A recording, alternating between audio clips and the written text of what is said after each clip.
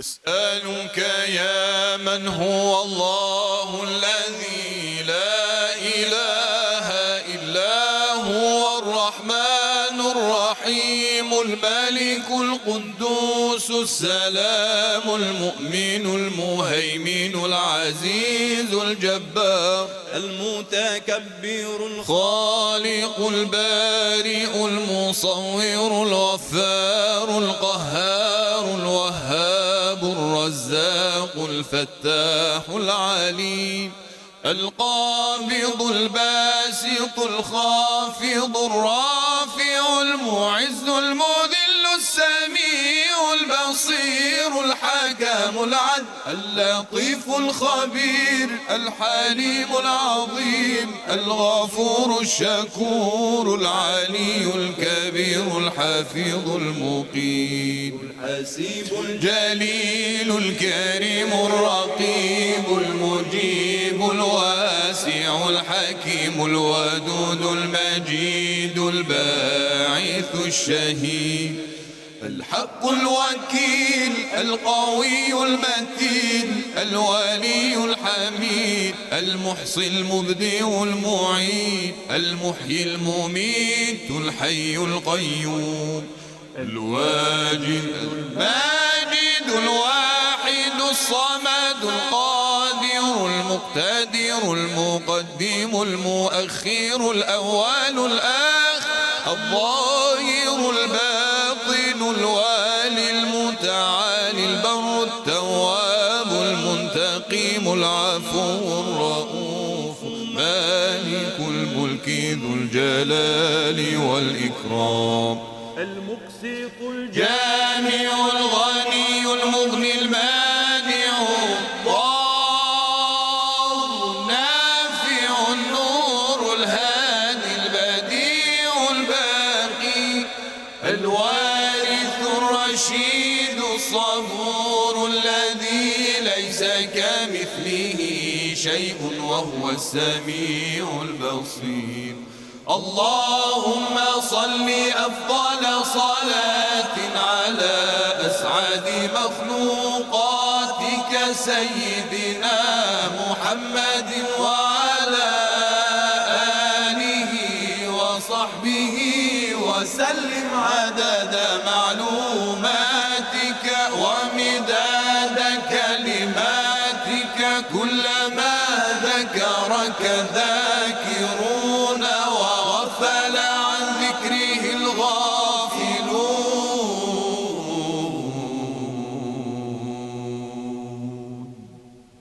Subhanallah. Subhanallah. Thank you so much. Thank you. Will you do Tu Kuja Man Kuja right now, or Yeah. we will wait? Tu Kuja Man Kuja also. Thank you. Okay, so guys, मैं आप लोगों को ये बताना चाहूँगी, हब्लुल Mateen is the group's name. They are from Iran. ज़ंजान इनके शहर का नाम है और ये इनके मुल्क से हर साल कोई ना कोई आता है और इस साल इनका ग्रुप आया है एंड बहुत ही खूबसूरती से अल अस्माउल हुस्ना जो है 99 नेम्स ऑफ अल्लाह, जो 99 सिफ़ात हैं अल्लाह की, वो उन्होंने सुनाई हैं।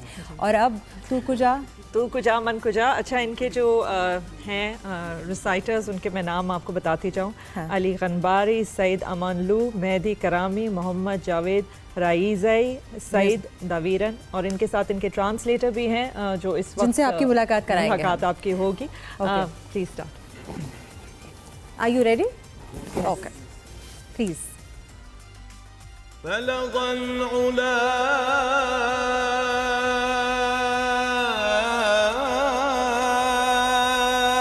بكماله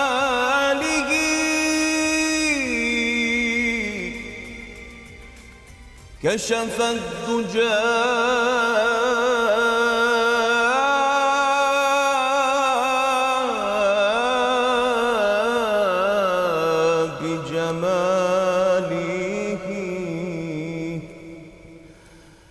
حسنت جميع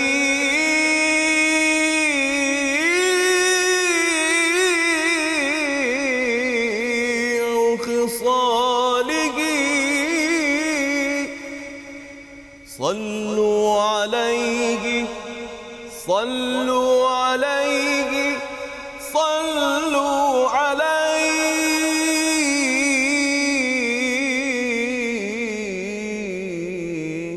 وآله. بلغ العلا بكماله كشف الدجى بجماله. بلغ العلا بكماله كشف الدجى بجماله. حسنت جميع خصاله. صلوا عليه وآله. صلوا عليه وآله.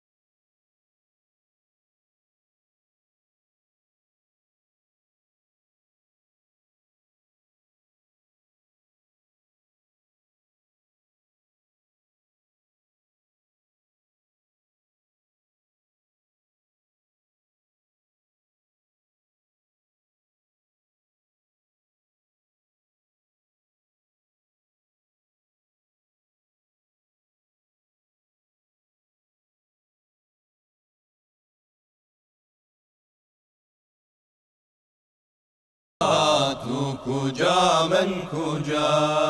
الہام ہے جامع تیرا. الہام ہے جامع تیرا. قرآن امامہ ہے تیرا. قرآن امامہ ہے تیرا.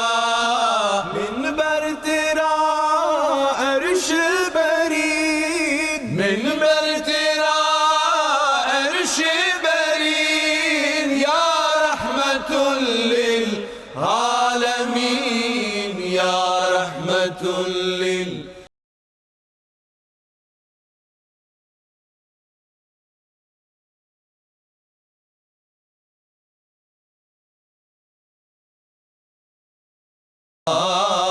تو کجا من کجا. تو کجا من کجا. خیر البشر رتبہ تیرا. خیر البشر رتبہ تیرا. آواز حق خطبہ تیرا. آواز حق خطبہ تیرا. آفاق تیرے سامائی. آفاق تیرے سامائی. زاہد جبریل امین. زاہد جبریل امین. یا رحمت للعالمین. یا رحمت للعالمین.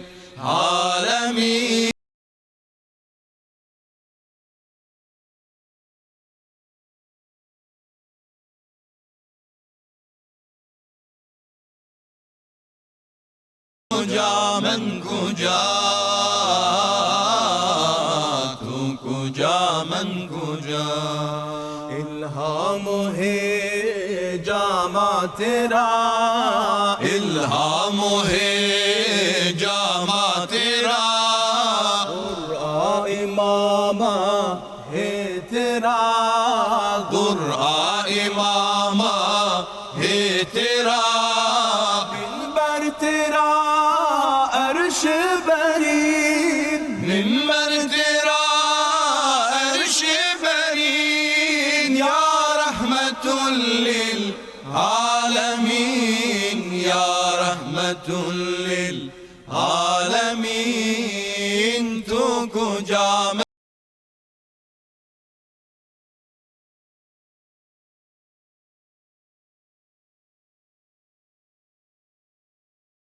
من کجا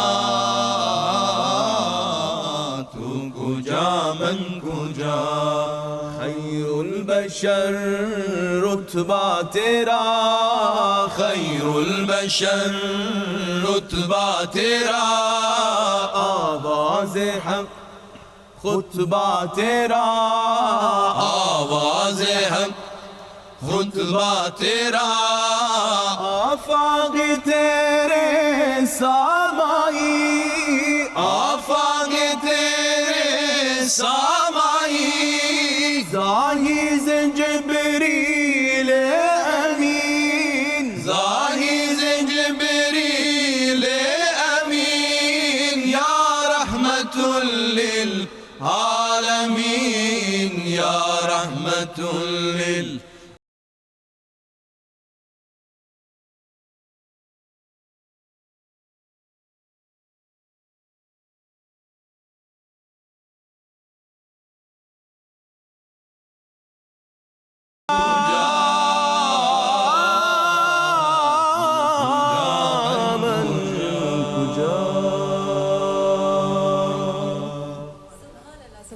I would like for you to sit down. Please sit.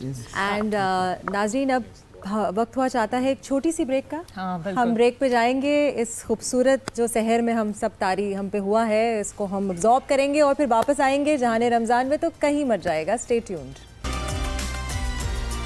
खुशामदीद नाज़रीन एंड वेलकम टू जहान रमज़ान 365 न्यूज़ पे। मैं हूँ मंशा पाशा और मेरे साथ है मेरी हसीन खूबसूरत दोस्त जाले सरदी। अभी आप सुन रहे थे हमारे जो मेहमान आए हुए हैं ईरान से, हब्लुल मतीन, इनके साथ इनके ट्रांसलेटर हैं फ़राज़, जो हमें इनके बारे में कुछ बताएंगे। जी अस्सलाम वालेकुम। वालेकुम अस्सलाम। सबसे पहले तो आप सबका बहुत शुक्रिया यहाँ पर दावत की। बहुत खूबसूरत आपका प्रोग्राम। शुक्रिया आपका। हाँ, ये हब्लुल मतीन ग्रुप है, जी। ईरान से तशरीफ़ लाए हैं। ईरान का शहर जंजान है वहाँ से। जी।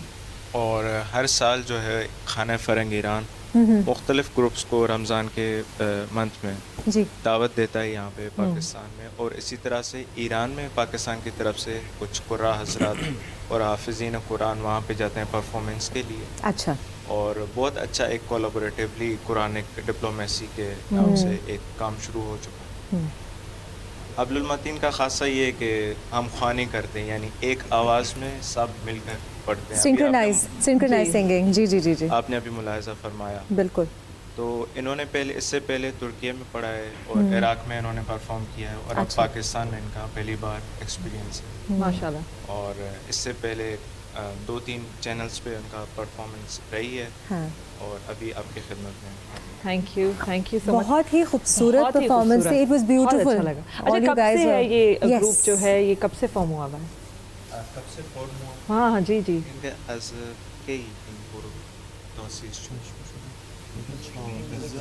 फराज थोड़ा सा माइक अपना ना करीब करके। हाँ। 2005 तकरीबन 2005 So it's been 20 years. Yes. माशाल्लाह, it's beautiful. You guys are सब आपस में दोस्त हैं, जान या कोई जान पहचान एक है? मदरसा है? कहाँ से कैसे जान पहचान हुई है? دوستیم بله Brothers. ब्रो एक भाई होने से ज़्यादा जो रिश्ता होता है ना, वो हमारा अच्छा, रिश्ता That's beautiful. जबरदस्त। और इनको पाकिस्तान कैसा लग रहा है? पहले ये पूछते हैं। شما بگین که این دوستان به غیر از اینکه هم گروه هستن با هم رفیق هستن، یعنی ما کل مباحثاتمون رو با هم دیگه مطرح می‌کنیم، مشکلاتمون رو، دوستی‌هامون رو، رفاقت‌هامون رو कह रहे हैं कि बचपन से हमारी दोस्ती थी और अच्छा। बचपन से ही हम जो है वो आहिस्ता आहिस्ता करके स्लोली ग्रेजुअली यहाँ तक पहुँचे हैं कि हमें मुख्तलिफ ममालिक से जो वो दावतें आती हैं, हमने अपना आप मनवाया है इस चीज़ के लिए सब दोस्तों ने मिलकर। می‌خواستم بپرسم که واکنش شما اومدن در پاکستان چجوری هستن؟ پاکستانی در نظر شما چجوری هستن؟ مردم پاکستان بگید که بسیار خونگرم، بسیار مردم پاکستان بسیار خوشمشرب، بسیار مردمان مهربان و فرهیخته و افرادی که با قرآن انس دارن و این رو آدم میتونه از برنامه‌های تلویزیونیش متوجه عاشق بشه. قرآن. عاشق قرآن هستن، عاشق اهل بیت هستن. این خیلی نکات مثبتی هستش برای مردمان شریف پاکستان. सबसे पहले तो कह रहे हैं कि पाकिस्तान की जो आवाम है वो ज़्यादा खून गर्म, यानी बहुत ज़्यादा इस्तकबाल करने वाले लोग और बहुत मेहमान नवाज। उसके अलावा कुरान से ज़्यादा उनस है, कुरान से ज़्यादा मोहब्बत है पाकिस्तानियों को, और आशिक कुरान है। और यहाँ पर जो हम अभी जमा हुए हैं वो यही अट्रैक्शन है कि हमें यहाँ पे खींच लाई है पाकिस्तानियों की, क्योंकि वो एक कोलैबोरेटिव, एक म्यूचुअल चीज़ है कुरान हमारे दरमियान पाकिस्तान में जाने। البته عاشق اسماء الحسنا چون که هر جا رفتیم گفتن حتما और अस्माउल हुस्ना के बेहद आशिक हैं पाकिस्तानी, क्योंकि माशाल्लाह। जिस जगह हम गए जी, वहाँ पे जी। हमें मखसूसन कहा गया है कि आप अस्माउल हुस्ना पढ़ें। बिल्कुल, और बहुत खूबसूरती से पढ़ा। हम लोग इनको बताइएगा कि हम लोग ये सिर्फ सुनते आए हैं अपनी टीवी पर और रेडियो पर। This was the first time कि हमें लाइव सुनने को मिला, so thank you so Thank you much. so much. Thank you. خیلی خوشحال شدیم از اینکه شما اینجا تشریف آوردین. اولین بار بود که ما لایو شما رو دیدیم و قبل از این ما فقط دیدیم در تلویزیون ها اسماء الحسنا رو. برای ما باعث افتخاره. हमारे लिए बहुत प्राउड की बात है कि हम यहाँ पर आपके दरमियान मौजूद हैं। ऐसे आप बस ये पूछिएगा, लास्ट सवाल बहुत फराज ज़रा करीब रखिएगा, आपका जवाब सुनना है हमने, कि यहाँ से पाकिस्तान से ये लोग क्या लेकर जाएंगे, यादें किस किस्म की यादें होंगी, और वहाँ जाके ईरान में क्या बताएंगे, और कभी फिर वापस आना होगा इनका। और ईद से पहले जा रहे हैं हाँ। या ईद यहाँ गुजारेंगे? तकरीबन ईद के 1-2 दिन अभी हैं। अच्छा ईद पर होंगे यहाँ। अच्छा کریب پرسن که از چه خاطراتی از پاکستان به ایران میبریم عزیزان؟ ما والا اولا اینکه تازه اومدیم، یه روز اومدیم، ولی مهمترین خاطره که اون دیشبی اونو تعریف نکنه، جری ساخت برامون. मुझे लग रहा है खाने की बातें हो रही है। खाने की बातें खाने की बात नहीं कर रहे, कह रहे हैं कि जो हमारे लिए बहुत यादगार चीज़ है वो कल रात का एक प्रोग्राम था इनका, अच्छा। एक टीवी चैनल पे, वो है जहाँ पे ये लोग इतना हंसे कि मतलब बहुत हंस के लाल हो गए थे। क्यों हंस रहे थे?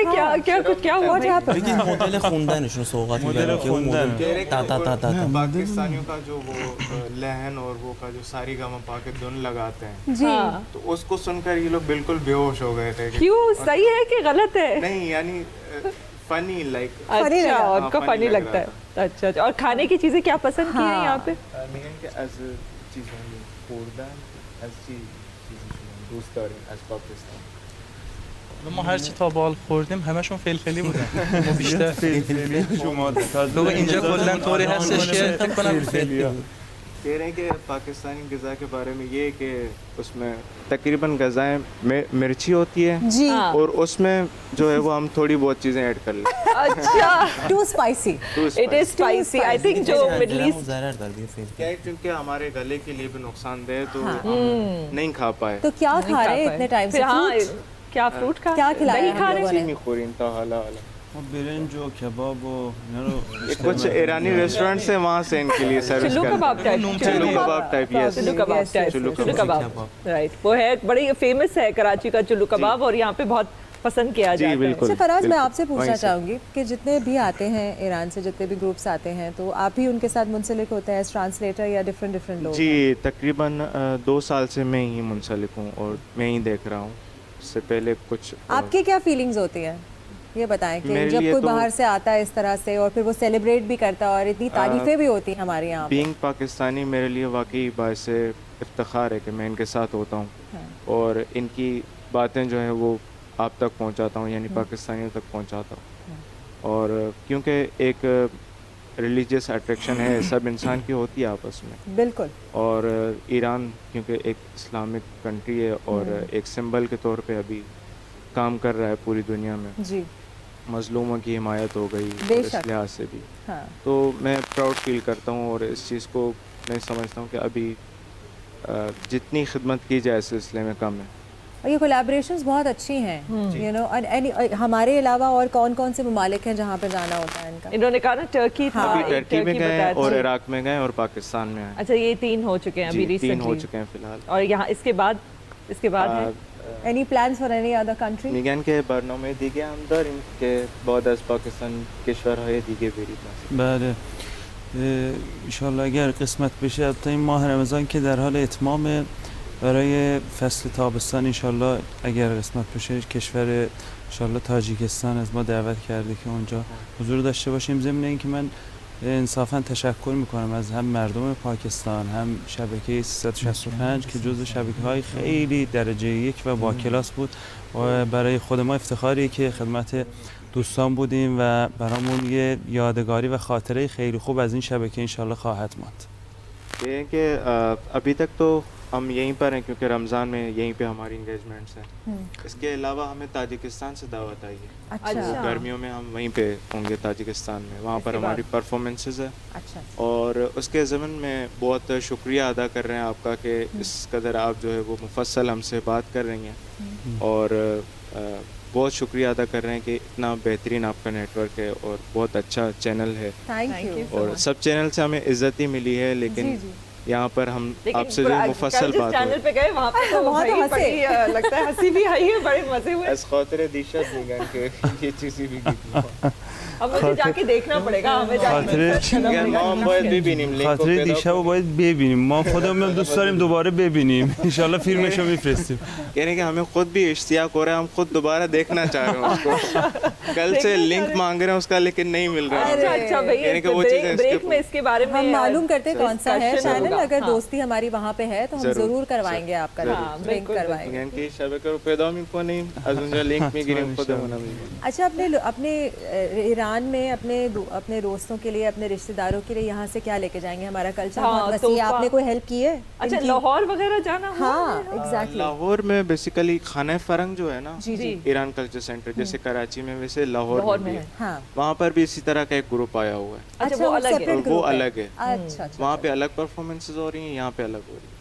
हाँ। ठीक है। और लाहौर और कराची से वहाँ पर अलग एक कुरानी महफिल होती है ईरान की, जी जी वहाँ जी, पर जी। अलग वो लोग गए हुए हैं परफॉर्म करने के लिए। अच्छा तो एक बहुत अच्छा सिलसिला बना हुआ है कुरानी खिदमत। माशाल्लाह हाँ, और ये कोलैबोरेशंस और इस तरह बिल्कुल। का नहीं, ये कल्चर की एक्सचेंज भी बहुत ज़रूरी होता है। बिल्कुल सो मैंने यही पूछा था कि आपने कुछ इनकी हेल्प की है कि यहाँ से क्या लेके जाएंगे? So, अजरक बहुत बाजारों अच्छा का है कोई यहाँ पे। चक्कर वगैरह लगा है है ना? अभी हाँ। ईद की शॉपिंग में? अभी सिलसिला बनेगा बिल्कुल ईद, यानी ईद की रात को, शलवार चांद कमीज रात पहनाएंगे को, सबको? चांद हाँ। रात को जो है वो उनको ले जाएंगे, हाँ इन सबको एक दिखाएंगे। एक शलवार कमीज जो है ना दिलवानी उनको है। बताइएगा हाँ میگن که they're saying you have to wear. از Pakistan میبرید اونجا از من سوال میکنن کہنے کہ हम मिर्चें ले जाएंगे یه دونه نه بگید یه دونه لباس مخصوص मसाले बिरयानी की خانم‌ها मसाले می‌خوایم لباس آجی، مخصوص اس این کے اینم علاوہ بگو اس آقای. لباس کی بات کریں کہ اس طرح کے لباس اپنے گھر والوں کے لیے، اپنے آه، فیملیز راست. کے لیے जी जी تو عکسایی که ما برای خانواده میفرستیم از لباسای خانوما خیلی خوششون میاد، لباساشون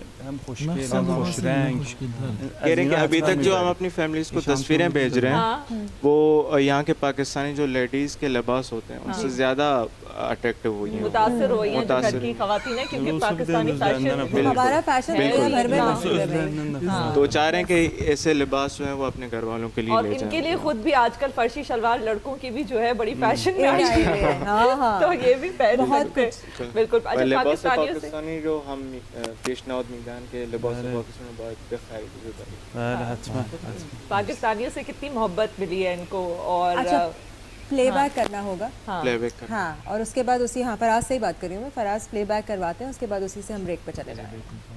بله प्लेबैक है कुरान के बारे में एक इनका ट्रैक है जी जी जी जी 3 ज़बानों में, इंग्लिश, फारसी और अरबी में। माशाल्लाह।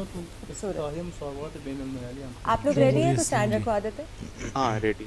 स्टैंड रखवा देते अच्छा इसके अलावा मैं ये बताता चलूँ कि इन्होंने मुख्तलिफ कॉम्पिटिशंस में इनका हिस्सा रहा है। जी। ईरान के नेशनल लेवल पे अभी जो ग्रुप है हैं जी। जिन्होंने फर्स्ट पोजीशन हासिल की वो यही ग्रुप अरे अच्छा माशाल्लाह, अच्छा कॉन्ग्रेचुलेशन। माशाल्लाह थैंक यू और वेरी मच हम उनके लिए वो अरेंजमेंट करवा देंगे जो भी आप क्लिप कह रहे थे ना इंशाल्लाह हाँ हो जाएगा करवा देते हैं हम लोग, यस। प्लीज चले स्टैंड आ गया, Thanks. अब आ जाए, Thank आ you. जाए। You guys want to برافو stand? فردا یا जी जी जी जी, thank you you can settle it ना, आप आ जाओ। ها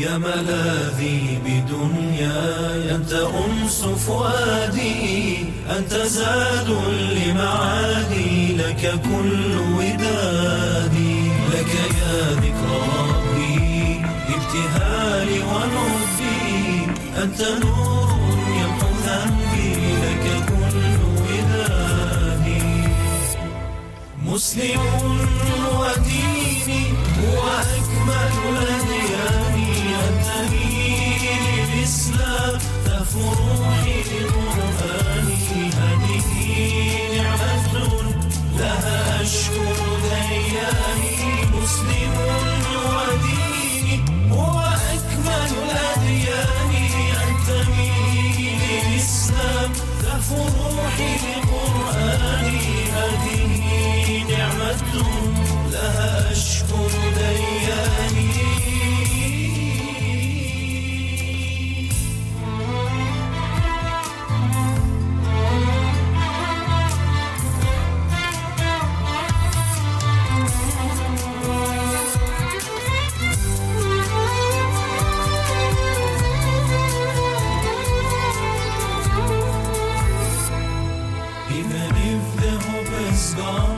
Losing heart in finding your way, Quran lights the path for you. It's when bliss falls on your torn heart, in a world immersing fells.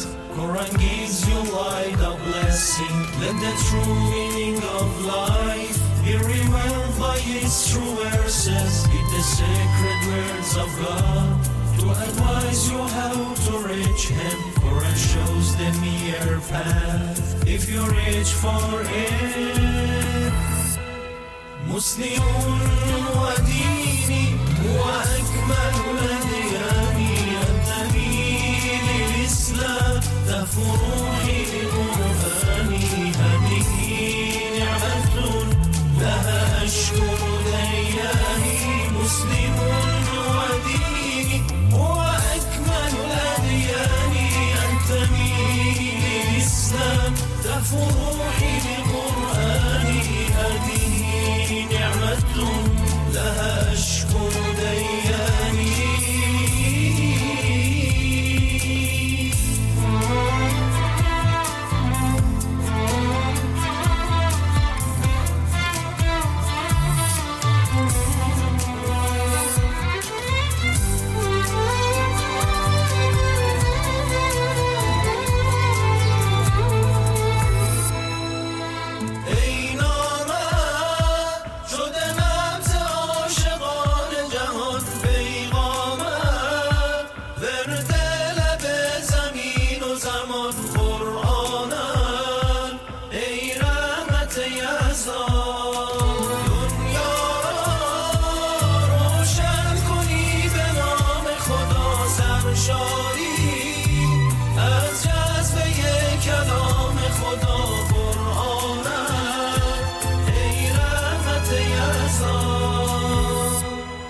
مسلم وديني هو أكمل الأديان أنتمي للإسلام تهفو روحي لقرآني هذه نعمة لها أشكر دياني مسلم وديني هو أكمل الأديان أنتمي للإسلام تهفو روحي لقرآني هذه نعمة لها أشكر دياني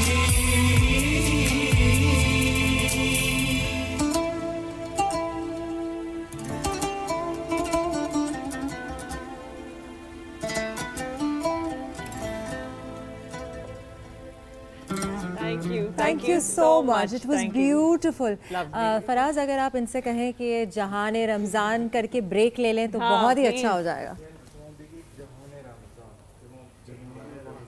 Yes. Thank you so much. इसी के साथ हम लेते एक छोटी सी ब्रेक से वापस आएंगे तो हम जहाने रमज़ान में 365 न्यूज़ पे मौजूद होंगे, तो कहीं मत जाएगा, फ़ौरन से लौट के आएगा. वेलकम बैक नाज़रीन, आप देख रहे हैं जहाने रमज़ान 365 न्यूज़ पे. आज का जो हमारा मौजू है वो मेरे दिल के बड़ा करीब है, क्योंकि वो मौजू है नज़र. क्योंकि मुझे जाले मत हंसो, मुझे लगता है कि मुझ पे बहुत ज़्यादा नज़र लगती है, तो ये आज का टॉपिक मैंने ही चूज़ किया था. और हमारे साथ इस वक्त मौजूद हैं हमारे जो इस्लामिक स्कॉलर हैं सरवत अस्करी. अस्सलाम वालेकुम. कैसे हैं आप? अल्हम्दुलिल्लाह, अल्लाह का शुक्र है। मुझे बहुत खुशी होती है जब भी मैं आपको देखती हूँ, आप हाँ। इतनी अच्छी तरीके से सारी चीज़ें बताती हैं कि वो अल्लाह फिर का जहन शुक्र। नशीन हो जाती हैं। अल्लाह का शुक्र है। बस तो ये जो मंशा के साथ प्रॉब्लम्स हैं लाइफ में, नज़र लगने वाली जो उसको ही लगती है, हमने तो हमारा तो रेवड़ियों का ठेला है, मेरा तो रेवड़ियों का, मुझे कोई नज़र वज़र नहीं लगा था। बट ये ऑब्वियसली ये बात सच है, मेरी अम्मा भी बहुत यकीन रखती हैं इस बात पे और वो अक्सर पढ़ के फूक रही होती हैं। मुझ पे भी किया मम्मा ने, हाँ बिल्कुल बिल्कुल जी।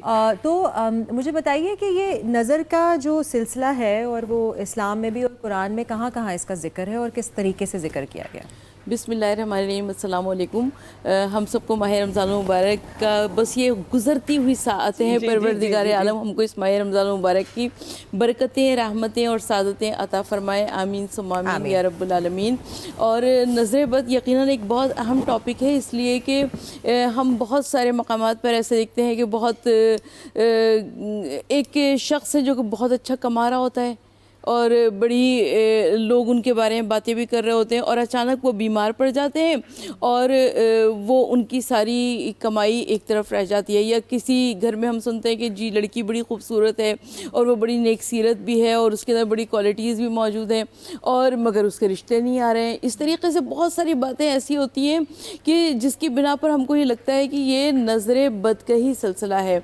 और हमसे बहुत सारे लोग ये सवाल करते हैं कि जी अंग्रेज़ों को तो नज़र नहीं लगती, लेकिन हमारे यहाँ जितना हसद और इसकी जो कीना परवर लोग हैं, कीना परवर लोग हैं ना, वो अंग्रेज़ों में उतना नहीं होता और वो लोग देख के खुश भी होते हैं।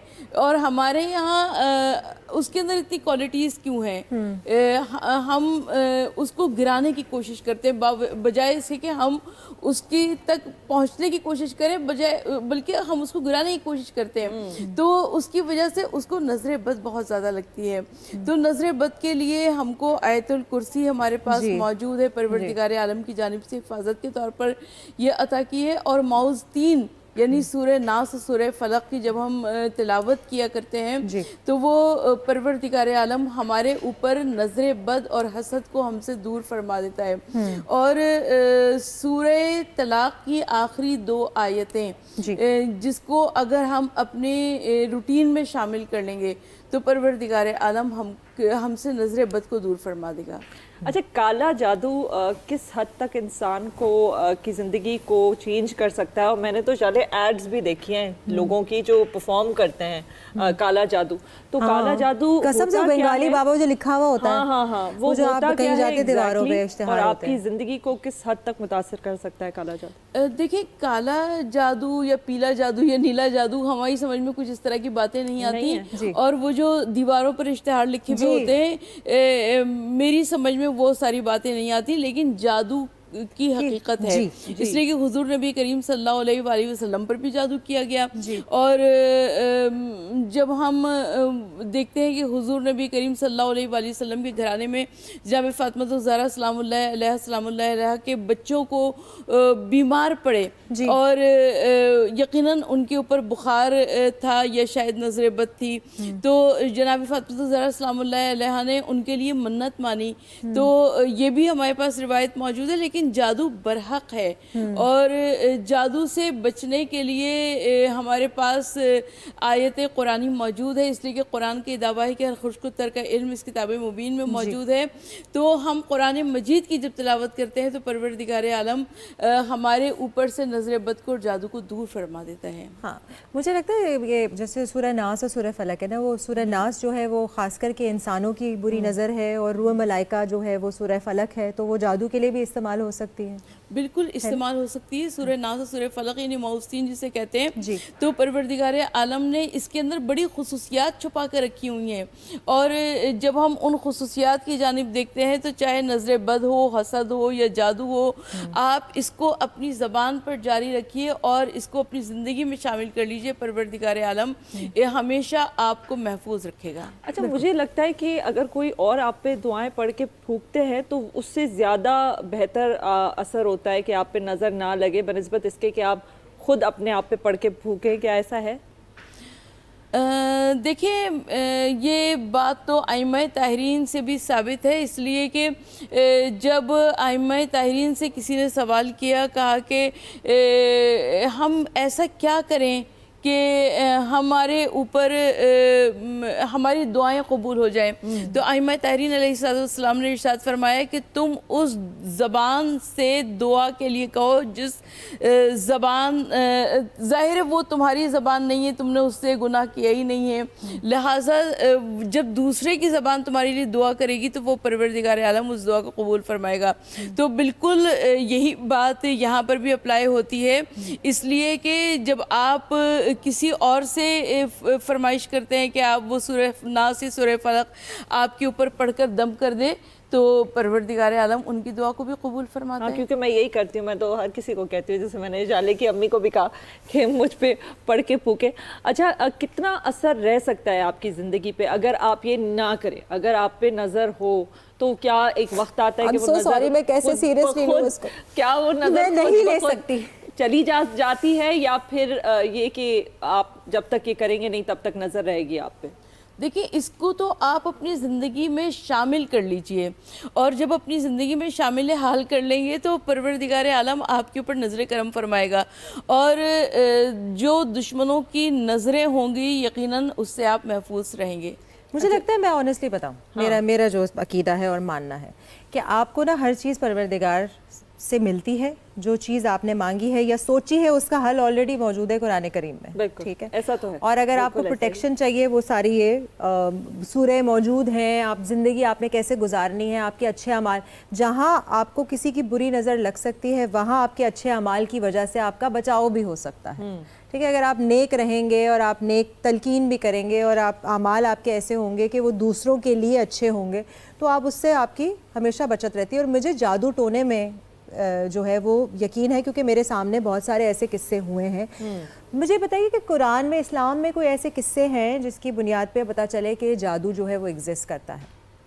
देखिए, जादू मौजूद है, और हमारे इर्द गिर्द कहाँ पर है जादू मुझे नहीं पता, इसलिए कि लेकिन नज़र यकीनन मौजूद है, इसलिए कि हम देखते हैं ना कि जब हम अपनी निगाह उठाते हैं तो हम आसमान तक देख लेते हैं, हम पूरे अपने एटमॉस्फेयर को देख लेते हैं, तो यकीनन ये नज़र एक अच्छी नज़र है, लेकिन परवरदिगार आलम ने इस नज़र के अंदर बड़ा ऐसा कुछ छुपा रखा है कि अगर हम किसी को देखते हैं उसकी अच्छी चीज़ों को तो वो हसद की नज़र भी बन जाती है, और किसी की अच्छी नज़र भी हुआ करती है। तो अगर हसद की नज़र किसी की ऊपर हो तो हमको अपना बचाव करते रहना चाहिए और अपना पढ़ते रहना चाहिए। सूरह यासीन की जो 9वीं आयत है, अगर उसको हम अपनी ज़िंदगी में शामिल कर लेंगे तो परवरदिगार आलम हमें हर चीज़ से महफूज रखेगा। अच्छा, लोगों की जो हसद की नज़र है उससे क्या हमें असर पड़ सकता है कि मतलब अगर वो बेशक नज़र ना लगा रहे हों लेकिन हसद हो उनके अंदर जो भी आप कर रहे हैं उसके हवाले से, तो उसका कोई असर पड़ सकता है? दूसरी बात ये, तो जाले मुझे टोकना नहीं, क्या जिन्नात की नज़र लग सकती है? हुजूर नबी करीम सल्लल्लाहु अलैहि वसल्लम एक मरतबा कब्रिस्तान से गुज़रे, आका सल्लल्लाहु अलैहि वसल्लम ने असहाबे कराम से फरमाया कि क्या मैं तुम्हें बताऊं कि यहाँ पर ज़्यादातर लोग किस वजह से उनका इंतकाल हुआ है? तो असहाबे कराम ने कहा कि या रसूलुल्लाह सल्लल्लाहु अलैहि वसल्लम आप ज़रूर इरशाद फरमाइए। तो हुजूर नबी करीम सल्लल्लाहु अलैहि वसल्लम ने इरशाद फरमाया कि इस कब्रिस्तान में 1/3 अफराद वो हैं जो कि नज़र बद और हसद से इस दुनिया से गए हैं। यानी हसद और नज़र बद वो चीज़ होती है कि जो इंसान को कब्र में पहुंचा सकती है और एक बड़े खड़े हुए ऊँट को देगची में पहुंचा सकती है। यानी ऊँट जो कि खड़ा हुआ था, बड़ा सा था, और उसको नज़र लगी, उसके मालिक ने कहा कि इससे पहले कि ये मर जाए तो मैं इसको काट के पका लूँ। तो यानी नज़र बद और हसद वो चीज़ है जो कि ऊँट को भी देगची में पहुंचा सकती है। अच्छा, मुझे ना इतना असर है? बिल्कुल इतना असर है। अच्छा, मैंने जो है ना थोड़ा गूगल पे सर्च किया था ये, बिकॉज नहीं पता मुझे इस चीज़ के बारे में, और मेरा अपना अकीदा इतना स्ट्रॉन्ग है कि मैं पढ़ती पढ़ाती रहती हूँ मुस्तकिल, मेरी तस्बीह रहती है, मेरी चीज़ें में मुझे ये पता है कि मेरी रिलेशनशिप मेरे अल्लाह से जो है वो स्ट्रॉन्ग रहेगी, और जब वो स्ट्रॉन्ग रहती है और मैं उनके जो भी कहा है वो मानती हूँ तो मुझे नज़र भी नहीं लगेगी और मेरे लिए दरवाजे भी खुलेंगे। मेरा अकीदा ये है, और कहते हैं कि आपकी अमल का दारोमदार वैसे ही आपकी नीयत पे होता है। सो सिम्टम्स क्या होते हैं कि आपको लगे कि आपको नजर लगे? क्योंकि उसमें मैं बताती हूँ क्या है। गूगल के मुताबिक, ओके प्लीज, नहीं पैरानोया नहीं है, कांस्टेंट यॉर्निंग यानी कि मुस्तकिल जो है वो जमाइयाँ लेना। अच्छा। ठीक है, जैसे आप नमाज पढ़ रहे हैं या इबादत की उस हालत में हैं और आप जमाइयाँ ले रहे हैं, और फिर कांस्टेंट शेकिंग एंड शिवरिंग यानी कि आपको जो है वो झुरझुरी महसूस हो रही है, एकदम से जैसे लगता है कि कुछ ठंड लग रही है। रोना बेसाख्ता, ठीक है, बिल्कुल जो आपके चेहरे की सुर्खी है, जो नेचुरल कलर है वो गायब हो जाना, आप पीले पड़ जाना, लॉस ऑफ एपेटाइट एंड कोई मेडिकल रीज़न नहीं, लाइक आप खाना पीना बिल्कुल आपका ख़त्म हो जाता है और कोई उसके आप डॉक्टर के पास चेकअप के लिए जाते हो, कहता है कुछ आपको गड़बड़ी है नहीं, लेकिन आप बीमार ही नहीं है। आइसोलेशन एंड डिसलाइकिंग पीपल यानी कि आपको लोगों से जो है वो नफरत होना शुरू हो जाती है और हाँ उकता जाते हैं और अकेलापन ज़्यादा बेहतर लगता है। Not having appetite for food और बीइंग इन सोशल गैदरिंग, लोगों के दरमियान बैठना पसंद नहीं आता। Sudden onset of many sicknesses, एक साथ बहुत सारी बीमारियां लग जाना। ये होता है मुझे कि मंशा को तो सारी चीजें हो रही हैं। नहीं ये सब है, कांस्टेंट डिजीनेस, चक्कर आना और बेहोश हो जाना। Are you okay? ओके ठीक है। लेजीनेस एंड प्रोक्रेस्टिनेशन, ये तो 110% मंशा है माशाल्लाह। क्यों लेजीनेस ऐसे कर रही है? ऐसा बिल्कुल भी नहीं है। देखिए मैं बता रही हूँ ये सिम्टम्स हैं, ओके ये सिम्टम्स हैं, लेकिन मुझे कब हुई है डिजीनेस? मुझे नहीं हुई है। तो नहीं जरूरी तो नहीं सारी चीजें हो, लेकिन मुझे ये अल्लाह ना करे कि मुझे हर वक्त अब एक और भी है, ठीक है, गूगल के मुताबिक है कांस्टेंट एंगर, हमेशा गुस्सा आना, and this is the biggest science of evil eye, यानी कि आपके ऊपर किसी ने बहुत गंदी बुरी नजर डाली है तो आपको गुस्सा आ रहा होता है। तो सारी चीजें मेरे साथ होती है वैसे, सिवाय लेजीनेस के। Fearing that you will die and get terminal illness, ये हाइपोकॉन्ड्रियाक लोग होते हैं जिनको लगता है कि हर बीमारी उनको लगेगी चले, लेकिन ये भी नजर के उसमें हम शामिल कर देते हैं।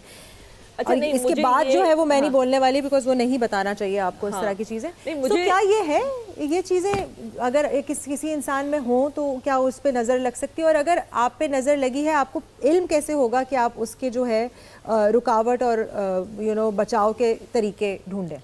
अच्छा, नजरे बद की कुछ निशानियां हुआ करती हैं, exactly. और जब हम उन निशानियों पर बात करते हैं तो सबसे पहले आपका जिस्म बहुत भारी भारी महसूस होता है, ये exactly. और आपका जहन बहुत भारी भारी होता है। अरे ये देखिए मेरा मजाक है, मैं मजाक नहीं उड़ा रही हूँ, मैं नहीं उड़ा रही हूँ, कह रही हूँ अल्लाह में से दुआ करो और सूरह नास सूरह फलक पढ़ो। बिल्कुल मैं ये करती हूँ और मैं दूसरों को भी कहती हूँ। देखिए इसमें कोई बुरी बात तो नहीं, अगर आपको ये एहसास हो रहा है, चले शायद वहमी हो, अल्लाह करे कि वहमी हो और आप पे किसी की बुरी नजर ना हो, लेकिन किसी को कहना कि मुझ पे दुआ पढ़ लें, और जरा एज लॉन्ग एज कि आप इसको पैरानॉइड हद तक नहीं ले जा रहे हैं और आपको हर वक्त नहीं लग रहा कि मुझ पे कोई नजर है। आपको कह रही है कि और आप अपना इलाज भी रखो। वो तो ऑफ कोर्स, बट ये कि आप अपना इलाज भी कराएं ना। हो सकता है कि आप में कोई वैसी कमी हो, विटामिन डी की कमी हो या कोई ऐसी चीज हो। देखिए हमेशा मैंने हमेशा ये हर जगह कहा है कि अक्लमंद के लिए इशारा है, ठीक है, और दूसरी चीज ये आपकी मदद वो करता है जो अपनी मदद आप करता है, ठीक है। तो अल्लाह में आपकी मदद तब करते हैं जब आप अपनी, मुझे उन लोगों से होती है शिकायत जो कि हर चीज़ एट्रीब्यूट कर देते हैं गैब पे। बिल्कुल ठीक है, जैसे जो मैंने एक जोक सुनाया था मैं दोबारा रिपीट नहीं करूँगी। कुछ लोगों की आदत ये होती है कि अगर उनके साथ कुछ भी बुरा होता है ना तो वो उन्होंने अपने ऊपर लेकर, आपकी बात नहीं कर रही मैं, आपकी बात नहीं कर रही, सो अपने ऊपर मत लेना, नहीं ले रही, क्योंकि नहीं तुम अकाउंटेबल बहुत सारी चीज़ों के लिए होती हो मंशा। बट मैंने ऐसे लोगों को देखा है कि उनके साथ कुछ भी गलत हो रहा है ना तो उनकी अपनी गलती नहीं है, हालांकि उनकी गलती होगी कहीं, लेकिन उन्होंने कहा है मेरे ऊपर किसी ने नजर लगाई है, या मेरे साथ मुझ पे किसी ने जादू किया है, या मैं बीमार हुआ, या मेरी टांग मुड़ी है, नहीं कि मैं तेजी से भाग रही थी तो मेरी टांग मुड़ गई, नहीं, किसी ने मेरे साथ, ये चीजें जो है ना मुझे बुरी लगती है। सहारा आप बिल्कुल लेते हैं, आपके पास ये सूरह मौजूद है, आपके पास तरीकेकार मौजूद है, लेकिन उसके साथ साथ आपको थोड़ा सा लॉजिकल प्रैग्मेटिक होना भी जरूरी है। बिल्कुल, देखिए इलाज आप सारा कराएं। जैसे कि मेरी अम्मी के साथ पिछले साल हुआ था कि एक के बाद एक उनके साथ कोई ना कोई हादसा हो रहा था।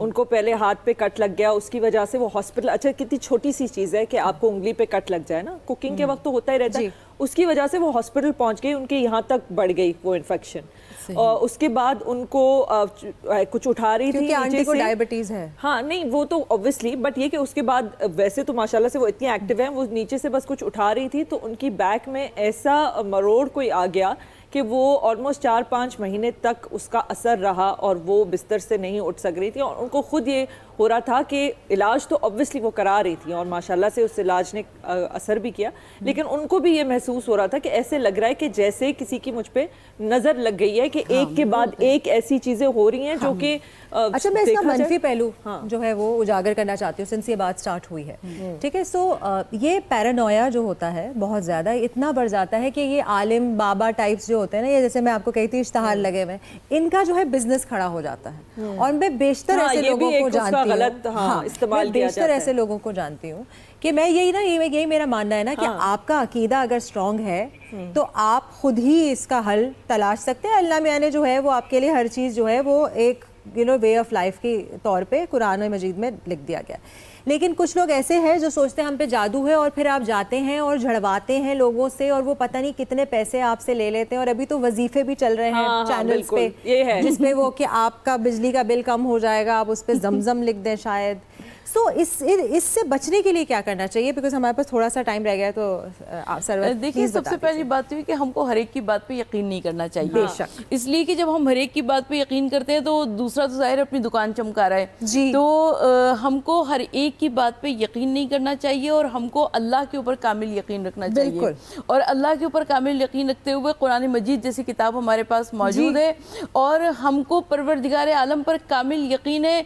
और जब रब्बुल आलमीन पर हम सबको कामिल यकीन है तो फिर हम हमारे दिमाग में कभी इस तरह की बातें नहीं आएंगे और ना ही ऐसे लोगों की दुकानें चलेंगी। बिल्कुल है ना, मुझे लगता है किसी के पास बिल्कुल भी नहीं जाना चाहिए, ये तो बिल्कुल ही गलत है। और आप खुद ही अपने लिए दुआ कर लें और जो दूसरे आपके लोग हैं जो आपके लिए वैसे भी दुआ करते हैं, अम्मी आए जाले की अम्मी हैं, आपके बड़े हैं जो वैसे ही दिल से आपके लिए दुआ करेंगे। आपके कुरान की तिलावत दुआओं में बड़ा अलदुआ सलाहुल मोमिन दुआ तो कोई हथियार है जी। और जब जैसे मैं हूँ या आप हैं, हमने एक सूरह फलक सूरह नास पढ़ना कौन सा बड़ा मुश्किल काम है।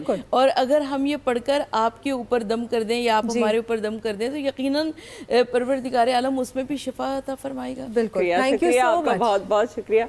नाज़रीन, हम लेंगे एक छोटा सा ब्रेक, कहीं नहीं जाइएगा, देखते रहिएगा जहाने रमज़ान, हम यही मौजूद हैं।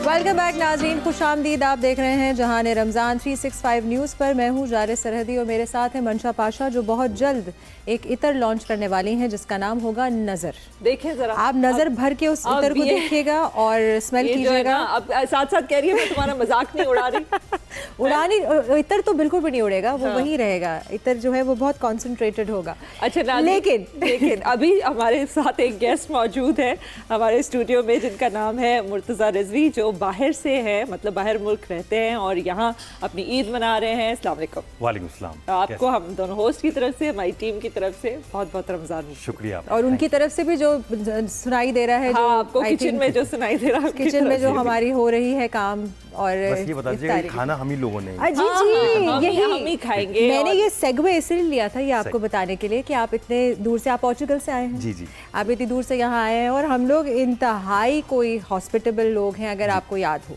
जी, कितना टाइम हो गया आपको पाकिस्तान से दूर? मुझे तकरीबन ऑलमोस्ट 3.5 साल बाद मैं आया हूँ इस बार। अच्छा, तो फिर इतना टाइम। अच्छा, ब्रेक था, मतलब 3 साल में आए नहीं थे आप पाकिस्तान? जी, इससे पहले मैं इंग्लैंड में था और इंग्लैंड में काफी अरसा रहा, फिर मैं पोर्चुगल मूव हो गया। तो आपकी उर्दू बड़ी साफ है। ऐसा शुक्रिया, मैं कराची बॉर्न हूँ ना यहाँ का, तो 3 साल पहले गए। 3 साल पहले, उससे पहले इंग्लैंड में थे ना, ये भी तो बता रहे हैं। अच्छा, सुन लिया करो बात। मतलब रहते थे वहीं पे? जी, इंग्लैंड में रहता था काफी अर्सा। मुझे लगा आप कह रहे थे कि आप 3 साल पहले इंग्लैंड गए और उसके बाद पोर्चुगल गए। नहीं, पहले मैं इंग्लैंड में रहता था, उसके बाद मैं पाकिस्तान आया और कुछ अरसे बाद फिर मैं पोर्चुगल मूव हो गया। अच्छा, और क्या पाकिस्तानी खाने सबसे ज्यादा मिस करते हैं आप? देखें, अगर वहाँ के हिसाब से बात करेंगे, जैसे मैं पोर्चुगल में रहता हूँ तो मुझे वहाँ पे खाना में इतना ज़्यादा मज़ा नहीं आता।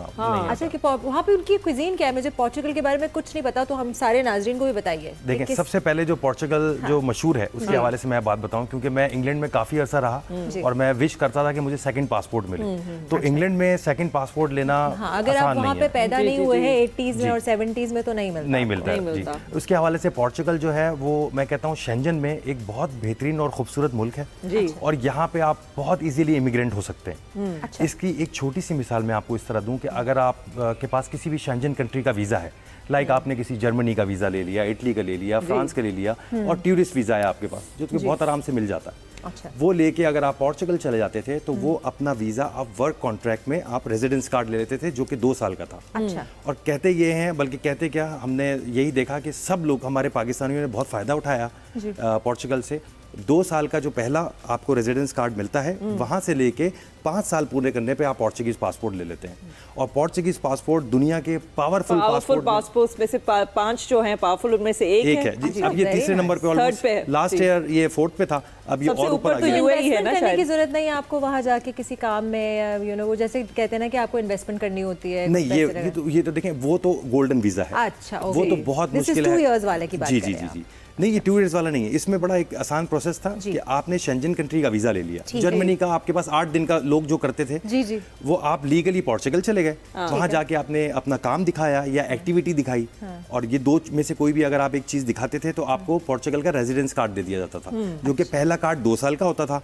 उसके बाद फिर आपको 3 साल का कार्ड मिलता था, देन आपको पोर्चुगीज पासपोर्ट। इसलिए आप वहाँ ठहरे हुए थे इतने साल और वापस पाकिस्तान नहीं आए, क्योंकि आपको इजाजत नहीं होती है ना, कुछ टाइम पीरियड के लिए कहते हैं कि आपको वहीं रहना पड़ता है और आप ट्रैवल नहीं कर सकते। जी, इसकी भी एक वजह है। वो वजह मैं बताऊं कि कोविड के बाद से ना ये बहुत कंट्री हाईलाइट हुआ। जी, ठीक है। इससे पहले क्या होता था, कोविड से पहले, कि आपको रेजिडेंस कार्ड वहाँ 3 महीने में मिल जाता था, तो फिर आप दुनिया घूम सकते थे, ठीक है ना। और शेंजन का आपको पता है कि अगर आपके पास रेजिडेंस कार्ड है so you can go Switzerland, Norway, Denmark, Germany, मतलब EU कंट्रीज में आप ट्रैवल कर सकते हैं, आराम से कर सकते थे। इवन अगर आपको इंग्लैंड भी जाना है तो उसके लिए भी आपको बहुत ज़्यादा जो यहाँ से रूल थोड़े से सख्त हैं, ऐसा नहीं होता था, बड़े आराम से आप चले जाते थे। तो मेरा ट्रैवलिंग का शौक था, मुझे मैं चाहता था कि मैं फ्रीली घूमूं, व्लॉगिंग करूँ, ये देखूँ कितना खूबसूरत स्विट्जरलैंड है, और ये वीज़े की रोक टोक मेरे लिए ना हो। अच्छा, आपका ज़राए माश क्या है?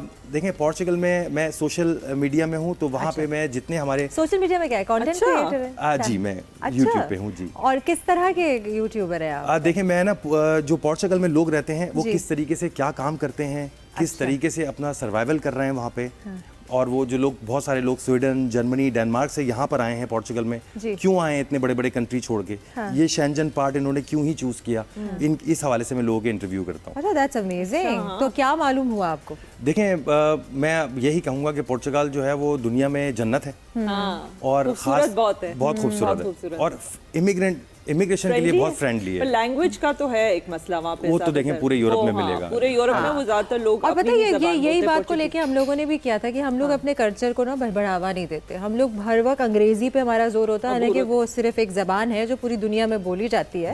तो उसका मतलब ये नहीं है कि हम उसे स्टेटस सिंबल बना लें, यहाँ वो बना के बैठे हुए। और ये यूरोपियन सारी कंट्रीज में जो है ना, वो अपने कल्चर को लेकर जो, अच्छा, तो मैं आपसे यही पोर्चुगल के कल्चर के हवाले से ही पूछ रही थी। देखिए, बहुत फ्रेंडली कंट्री है, ठीक है। अच्छा, इसमें एक चीज आपने बड़ी अभी जबरदस्त बात बोली, क्योंकि ये इन्हें इंग्लिश बहुत अच्छी आती है, ये लोग बोलते हैं, क्योंकि प्रेफर करते हैं अपनी जबान बोलना, पोर्चुगीज बोलना। जी। तो अब क्या करते हैं, लेकिन आप इनके अगर किसी सरकारी दफ्तर में जाएंगे और आप अगर अंग्रेजी बोलेंगे तो ये उसको माइंड करेंगे, और थोड़ा सा ये गुस्सा दिखाएंगे कि आप क्यों हमारी जबान में बोलने की कोशिश नहीं कर रहे। और जब पेस्टेल दी नाता जो है पोर्चुगीज स्टार्ट, वो मैं वैसे बहुत कम मीठा खाती हूँ, मुझे वो बहुत पसंद है।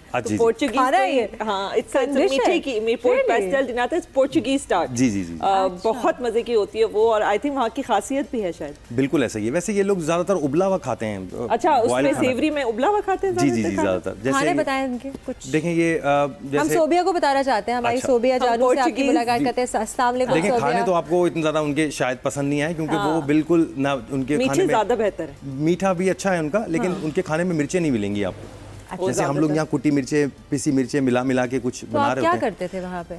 वहाँ पे कोई पाकिस्तानी और इंडियन रेस्टोरेंट, जैसे इंग्लैंड में तो आपको हर जगह मिल जाते हैं, तो मिनी इंडिया पाकिस्तान ही है। हल्दीराम के आपको मसाले मिल जाएंगे, नेशनल, और जो भी, सॉरी मैं ब्रांड के नाम ले रही हूँ, बट ये फेमस है। जी। सो वहाँ पे क्या सिलसिला है? देखिए, वहाँ पे बहुत बड़ी शॉप्स हैं, मतलब पूरी स्ट्रीट्स हैं जहाँ हमारे पाकिस्तानी मसाला मिलते हैं। जी, ऐसा ही है। लेकिन उसमें एक चीज़ ये है, जो मैंने वो टेस्ट वहाँ नहीं आ रहा होता, क्योंकि वो यूरोप का एक स्टैंडर्ड है। वो जो मुज़र्रत सेहत चीज़ें हैं ना, वो अपने कंट्री में नहीं आने देते। रेस्टोरेंट्स की बात कर रहे हैं आप? जी। तो आप अपने घर पे अगर बनाना चाहें तो आपको मिल जाएंगे इंग्रेडिएंट्स? हाँ जी, बन जाते हैं, मिल जाता है सब, सारे मसाले मिलते हैं आपको, हलाल गोश्त मिल सकता है, वेरी नाइस, हर चीज़। और फिर मैं जिस एरिया में रह रहा हूँ, तो वो एक लीरिया का एक छोटा सा खूबसूरत सा गाँव है। अच्छा। तो वहाँ पे हम तो बकरा भी अपने हाथ से हलाल करते हैं, और उसको जी बिल्कुल फ्रेश। बिल्कुल। अच्छा, तो ये तो बड़ी, दिस इज अमेजिंग। अच्छा, हम लोग आपसे और गुफ्तगू जारी रखेंगे। मैं चाहती हूँ कि ज़रा सोबिया की तरफ भी हम लोग नज़र डालें। कल भी हमारे पास इतने अच्छे गेस्ट थे, तो वो उनसे बात ही नहीं हो पा रही थी पूरी मुकम्मल, और हम सोबिया की तरफ भी नहीं जा सके।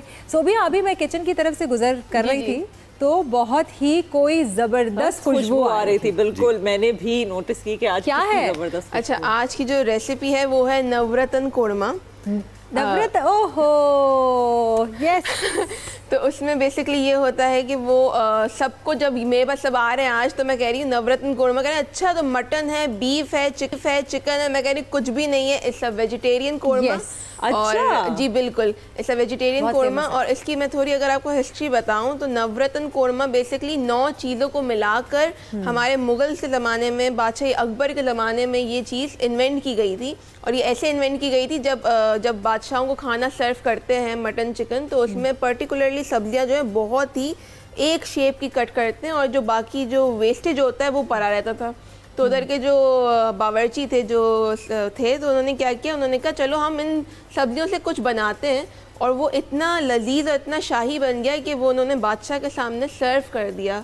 तो बादशाह ने बोला कि इसका ये क्या है, तो उन्होंने बोला इसका कोई नाम नहीं है अभी तक। तो उन्होंने कहा अच्छा, तो जो बादशाह अकबर थे उनके टीम थी, तो वो उसको 9 रत्ना बोलते थे जी। वो 9 लोगों की जेम, अपना हीरा मानते थे 9 लोगों को। तो उन्होंने कहा इसका नाम रखते हैं हम नवरत्न कोरमा, जिसमें 9 चीज़ों का आपने अकबर बादशाह के कोर्ट से निकला। जी जी, ये उनके ज़माने का है। और ये अब आके बहुत, आपको पता है हम फ्यूजन करना शुरू कर देते हैं अब, नवरत्न पुलाव, नवरत्न चिकन, ये सब फ्यूजन है, पर ये जो ऑथेंटिक है ये है। अच्छा, इसमें हमने गाजर लिया, आलू लिया, गोभी ली, बीन्स फली ले ली, हमारे पास हरी मिर्च है, अदरक है। अच्छा, प्याज और लहसुन हम इस्तेमाल नहीं करते, क्योंकि ऑथेंटिक वो लोग इस्तेमाल नहीं करते थे इन इंडिया, आपको पता है, क्योंकि वो जो है कहते थे कि उनके लिए वो एक प्योरिटी नहीं रहती ये खाने के बाद।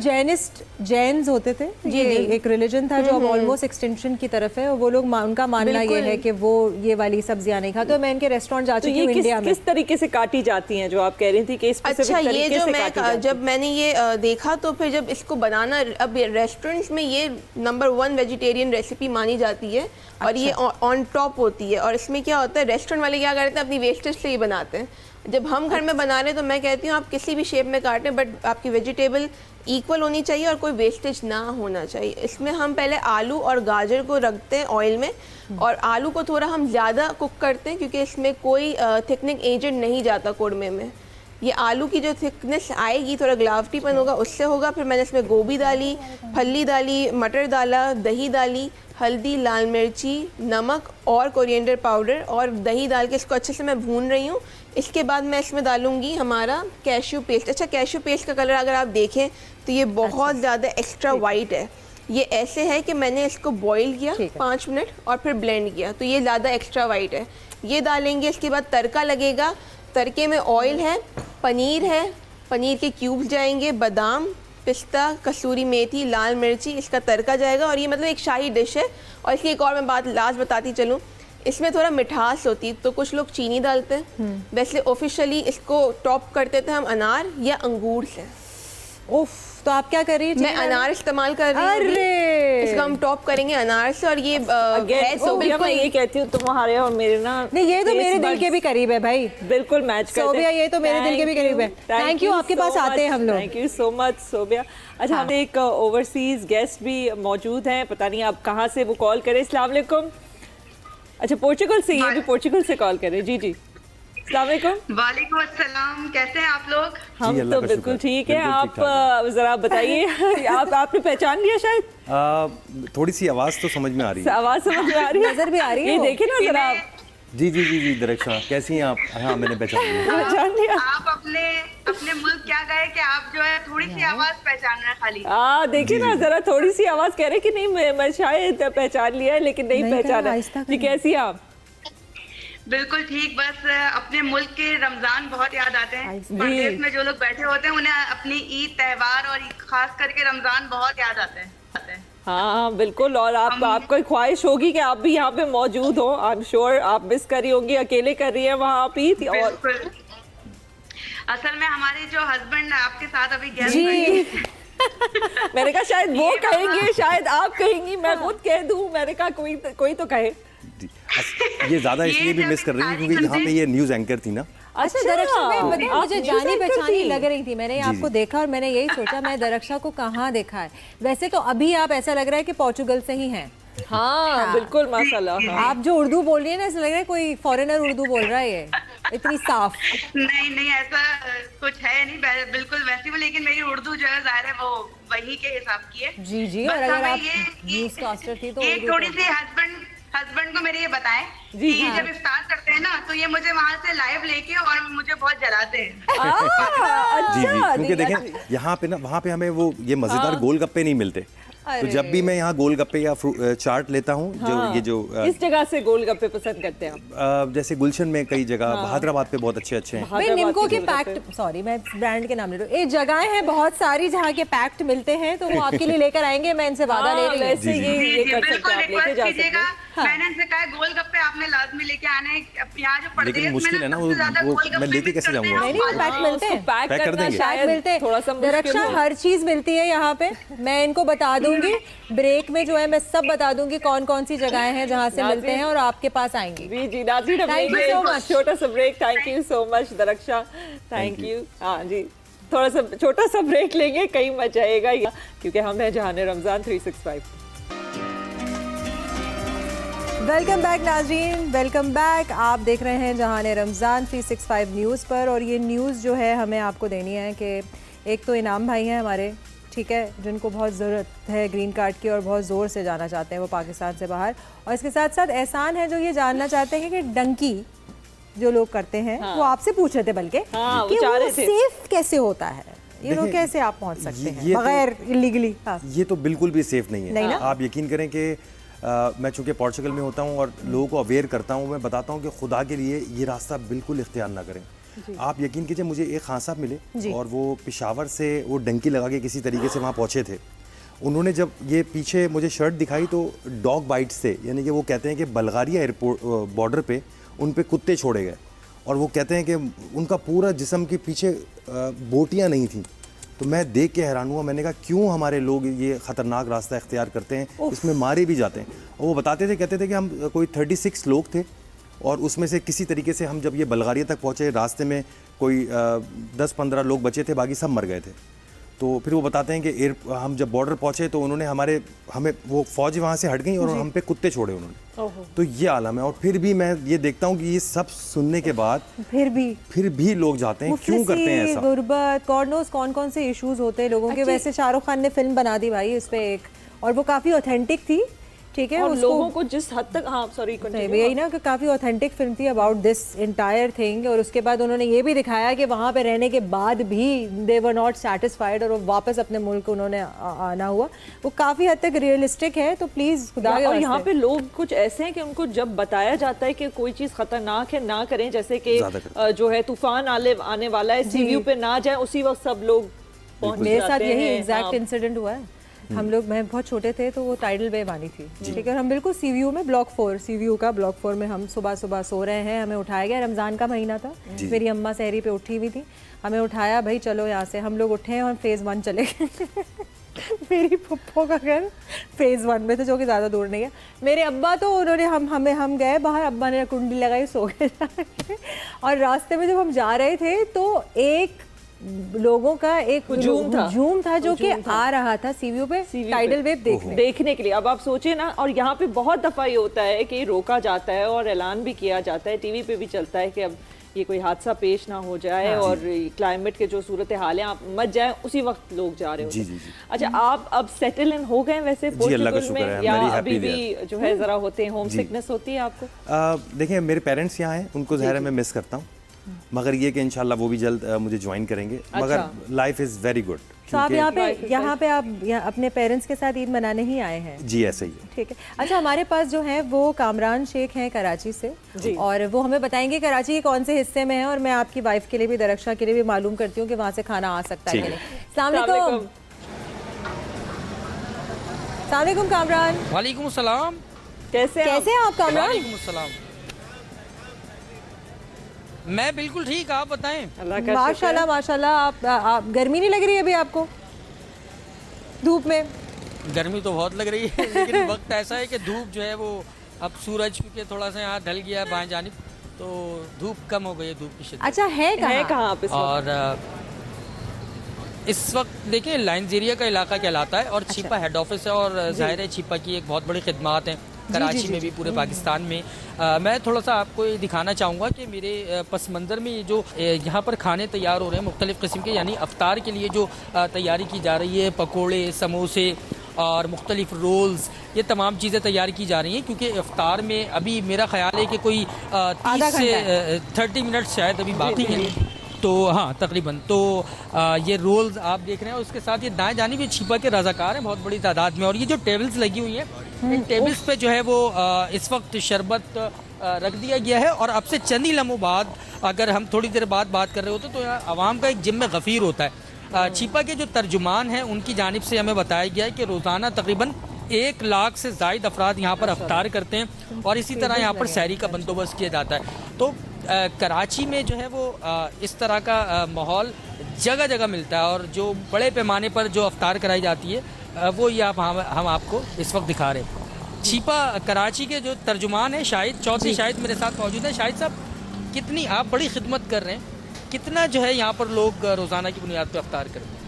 हम छिपा किचन में जो है छिपा साहब की हिदायत पर रोज़ाना 1 लाख अफराद की सैर अफ्तार तैयार होती है। 100 से ज़ायद मुख्तलिफ़ मकामात हैं जहाँ पर हम सैर अफ्तार करवाते हैं। आज आपने हमारा हेड ऑफिस देखा होगा, रोज़ाना की रूटीन है यहाँ पर, हज़ारों की तादाद में यहाँ पर आकर लोग रोज़ा अफ्तार करते हैं, सहरी करते हैं। लाइव चल रहा होता है समोसे, पकौड़े, जलेबी, बीफ बिरयानी, जर्दा, जूसेस के डब्बे हैं, रूह अफ़ज़ा है। इनके लिए स्पेशल पकवान तैयार किए जाते हैं माह रमज़ान के स्पेशल महीने में।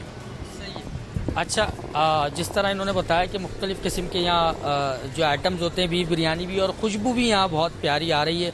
और अब से पहुंच रही है, पता नहीं कैसे।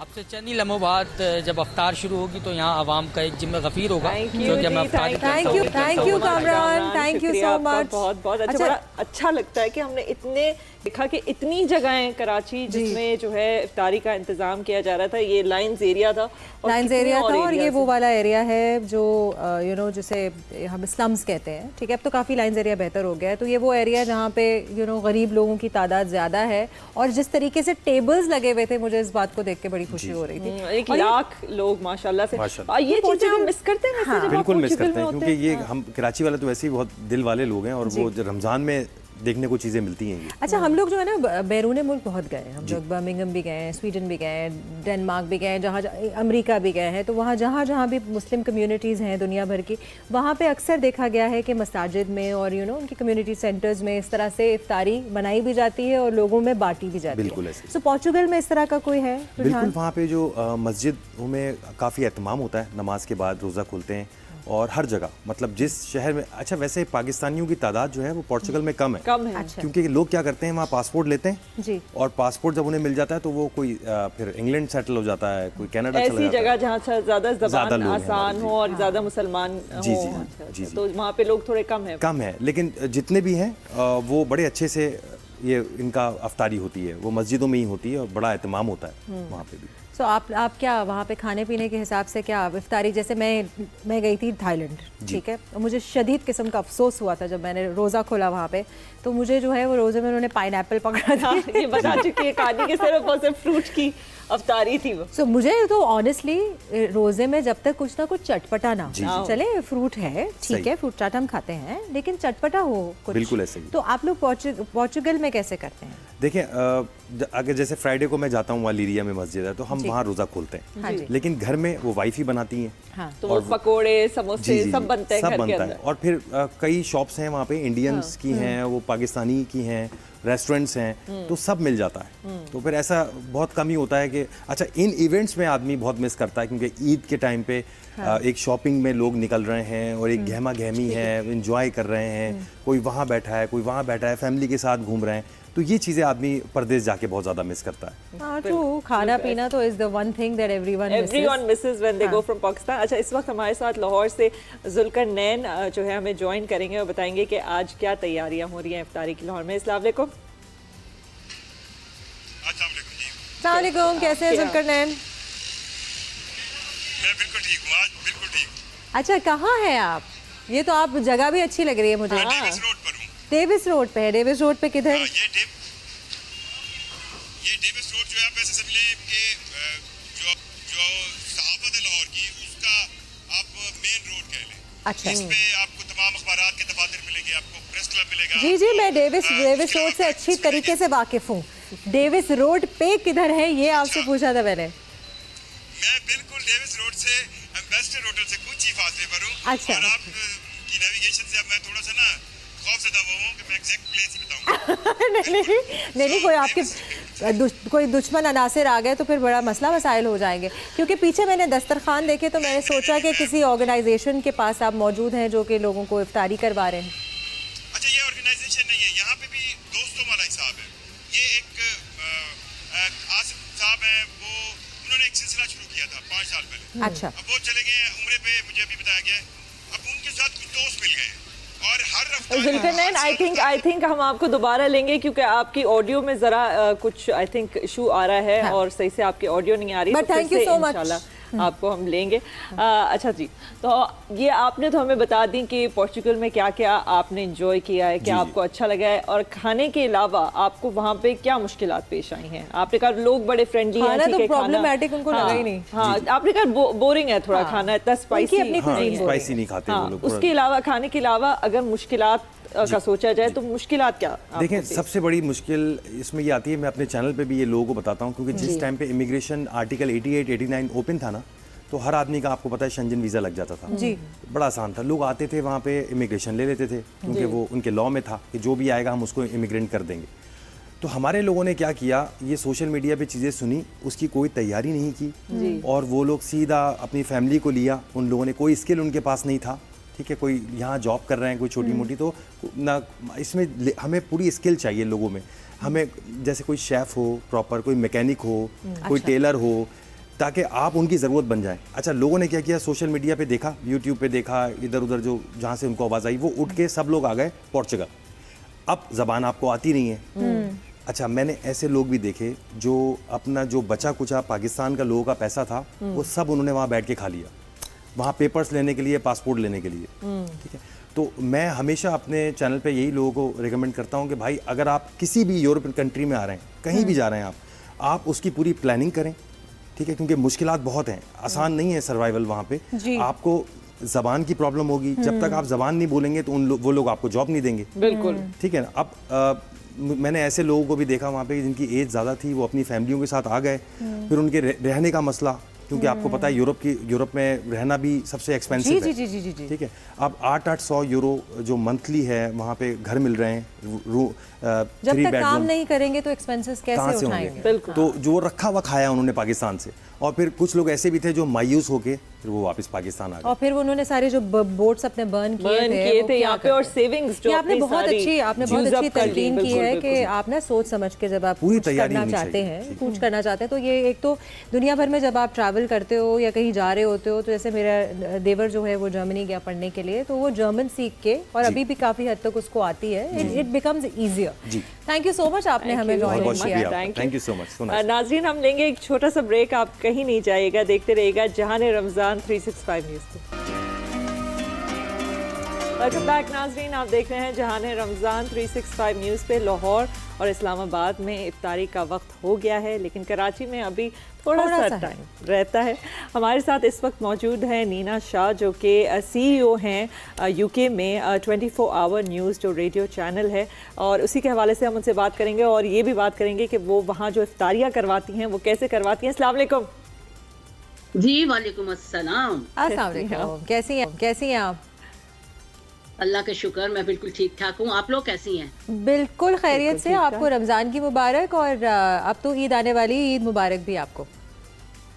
थैंक यू सो मच, और आपको भी जाते हुए रमज़ान की मुबारक से। बरकत महीना है, अब इसमें तो बरकतें चलती रहती हैं, जब भी मुबारक दें तो मुबारक ही होनी चाहिए, बेशक आपको भी हो।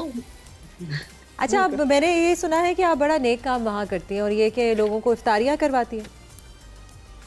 जी ज़रूर, क्यों, मतलब यहाँ पर क्या मुसलमान नहीं है क्या? यहाँ पर ऐसा कुछ नहीं है, यहाँ पर बहुत बड़ी कम्युनिटीज़ हैं, और यहाँ मुसलमानों की तादाद में अभी ये कहना चाहिए कि नमाजियों की तादाद में ज़्यादा इजाफा हो रहा है। अच्छा, मस्जिदें जो हैं वो भरी हुई हैं, यंगस्टर जो हैं वो आजकल बहुत ज़्यादा तरावियों पे, और जैसे रात हमारे यहाँ पर 27वीं की रात थी, आज 27वीं का रोज़ा है हमारा, तो एक लंबी कतार थी, मेरा गुजर हुआ तो मैंने देखा कि तरावियों के बाद वो लोग इस रमज़ान की जो ये स्पेशल ख़ास एक रात होती है उसका सवाब हासिल करने के लिए वो खड़े थे। और इफ्तारियों की यहाँ पर कुछ ना कुछ मैं भी बहुत ज़्यादा, जितनी तौफीक है, मैं ये नहीं कहती, अल्लाह ताला मुझे जितनी तौफीक देता है मैं उतनी करवाने की कोशिश करती हूँ। मस्जिदों में, कम्युनिटी सेंटर्स में, ऑर्गेनाइजेशन जो है जिन्होंने बनाई हुई है इस तरह की, वो सभी जगह पर इफ्तारियाँ जारी रहती हैं पूरा मंथ। अच्छा, तो कौन सी जगह में करवाती हैं आप? क्योंकि वहाँ पे क्या कम्युनिटी हॉल्स में कराती हैं या मस्जिदों में आप जो है इफ्तारी करवाती हैं, किस जगह करवाती हैं? नहीं, यहाँ पर क्योंकि कम्युनिटी हॉल्स बने हुए हैं और वैसे भी हॉल बने हैं, तो और अभी ऐसा भी सिस्टम है कि रेस्टोरेंट वगैरह वाले जो हैं उन्होंने बुफे सिस्टम करके तो स्पेशल ऑफर भी लगा दी होती है।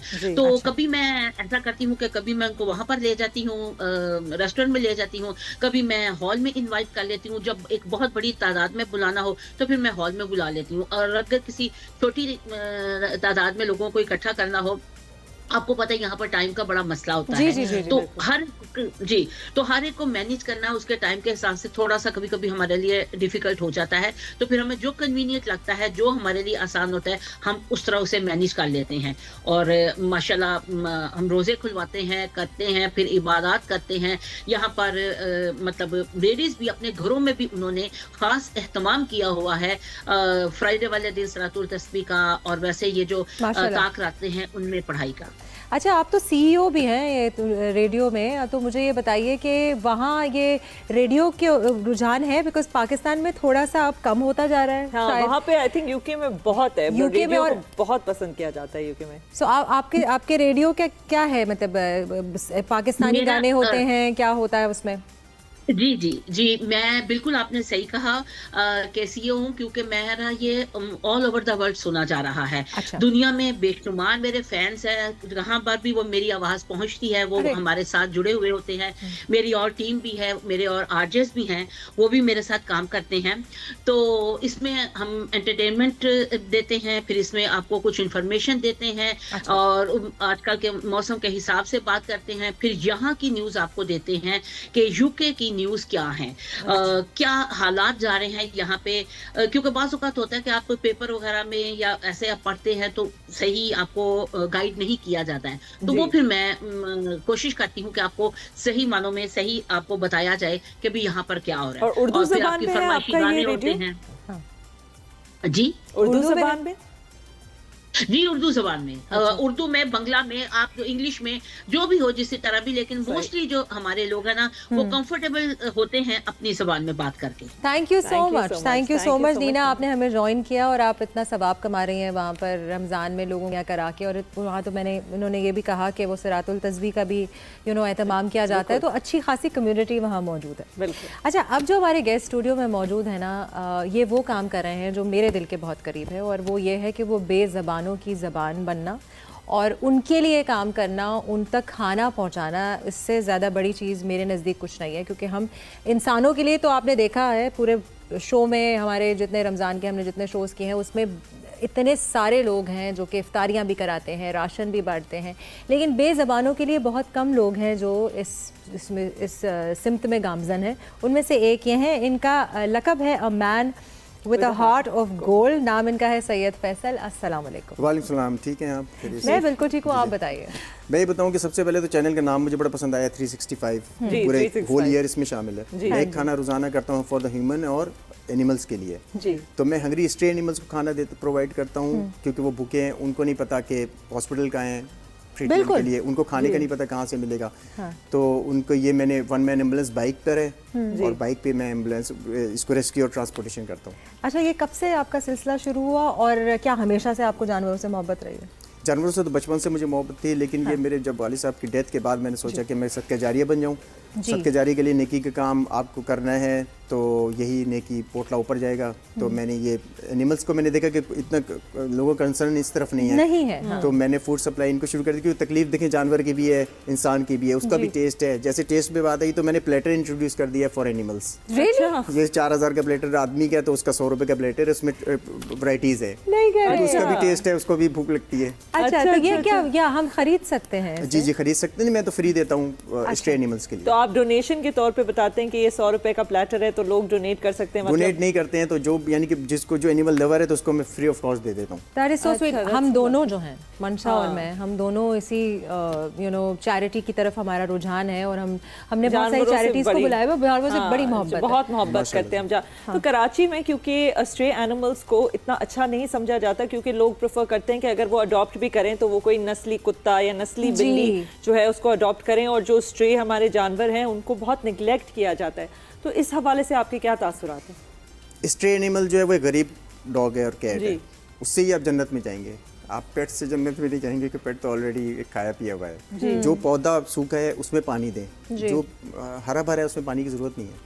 अच्छा, मैं इसी मंशा तुमने पॉइंट बहुत अच्छा उठाया, और मैं इसके ऊपर ना थोड़ी रोशनी खुद डालना चाहती हूँ। हम लोग जनरली ऐसे पेट्स लाकर अपने घरों में पालने की कोशिश करते हैं जिनका हमारे क्लाइमेट से और हमारी जगह से कोई लेना देना नहीं है। स्पेशली हस्कीज़ हो गए और पर्शियन कैट्स हो गई, जो कि मेरे पास भी हैं, बट वो सब रेस्क्यू हैं।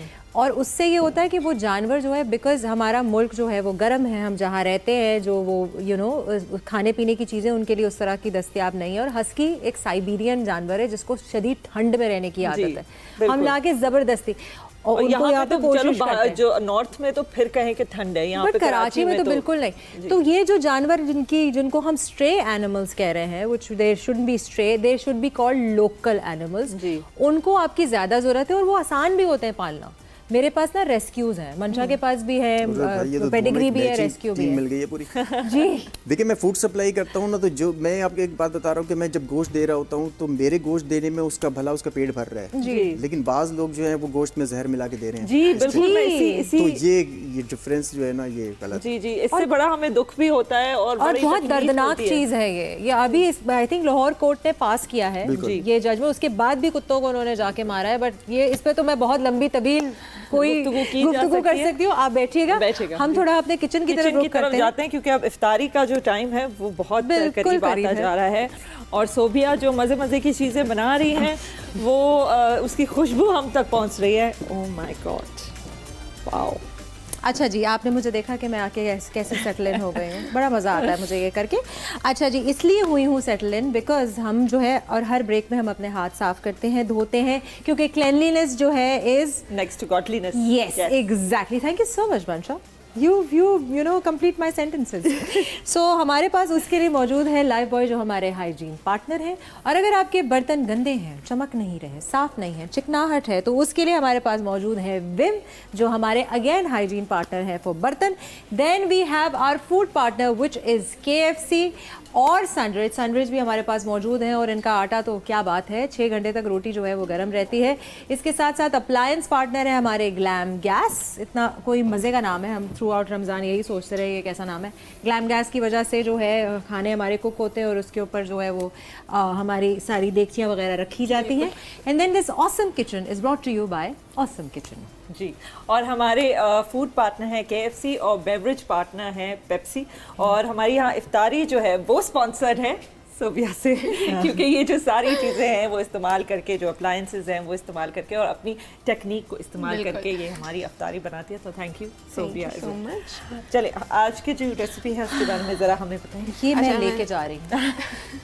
अच्छा, मैंने इसकी हिस्ट्री जो थी वो बता दी थी, नवरत्न से हमने लिया है। अच्छा, मैं इसकी रेसिपी थोड़ी सी वापस बता दूँ। हमने ऑयल गरम किया, उसमें आलू, गाजर, मटर, वो चीज़ें डाली जो टाइम कंज्यूमिंग लेती हैं, जो ज़्यादा गलने में। ठीक है, आलू को मैं बोलूँगी हम ज़्यादा गलाएंगे, क्योंकि इसमें प्याज और किसी भी थिकनिंग एजेंट का इस्तेमाल नहीं किया गया। आलू की ही वो जो गलावट है, जो स्टार्च है, उससे ही ये थिक होगा।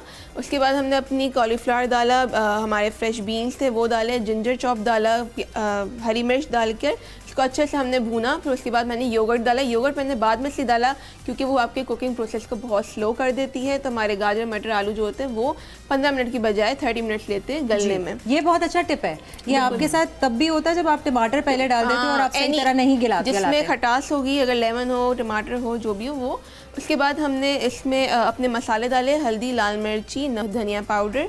ये डालने के बाद उसको हमने अच्छे से कुक किया। उसके बाद मैंने तड़का मारा। तड़के के लिए मैंने फ्राई पैन में ऑयल लिया और देसी घी लिया। उसमें मैंने अपना क्वार्टर चीज पनीर को सौते किया, बादाम, पिस्ते, कसूरी मेथी, ज़ीरा और हमने डाला अपनी कसूरी मेथी और इसका तड़का मैंने इसके ऊपर डाला। उसके बाद इसको मैंने ढक दिया 5 मिनट के लिए। उसके बाद मैं इसको गार्निश किया हमारे पोमेग्रेनेट अनार से। अनार, अंगूर, अगर आपको फ्रूट नहीं पसंद तो आप इसके अंदर 1 टीस्पून शुगर डालेंगे, जो कि मैं कहती हूँ उससे बहुत अच्छा फ्लेवर नहीं आएगा जितना अनार या फ्रेश फ्रूट से आएगा। बिकॉज़ ये थोड़ा सा खटास भी आएगा, मिठास भी आएगी। पर अगर आपको नहीं पसंद तो दाना डाल सकते हैं? नहीं, नहीं, मुझे अनारदाना बहुत पसंद है, मैं डाल लूंगी। कोई बात नहीं, सोबिया नहीं डाल रही तो वैसे तो इसका ऐसे ही फ्यूजन तो आप क्योंकि अनारदाना आप ऊपर कच्चा नहीं डालेंगे, फिर आप अंदर कुक करेंगे। ये हम टॉप कर रहे हैं इसको, तो इसलिए जो है वो फ्रूट आप डालें। थैंक यू आप ये हाथ यहाँ बहुत देर से सोबिया जो है वो बहुत थक गई हैं आज। उन्होंने थोड़ा सा जो है वो ज़्यादा कश्त वाला काम किया है। नाज़रीन, हम अपने गेस्ट के पास जाते हैं और मज़ीद थोड़ी सी कॉन्वर्सेशन करेंगे। बहुत जल्द वक्त ख़त्म होने वाला है और रोज़े की तरफ हम गामज़न होंगे, सो हम उधर मिलते हैं। आइए। Thank you.